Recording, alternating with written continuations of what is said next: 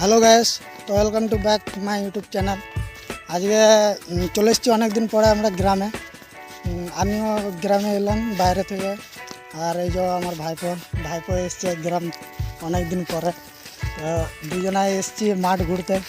দেখো তোমাদেরকে দেখাচ্ছি আমাদের মাঠগুলো কীরকম। এই যে এগুলো পুরো আমাদের ধান গাছ, মাঠে চারিদিকে ধান, যত দূর দেখবে সব সবুজ সবুজ, সব সবুজ সবুজ।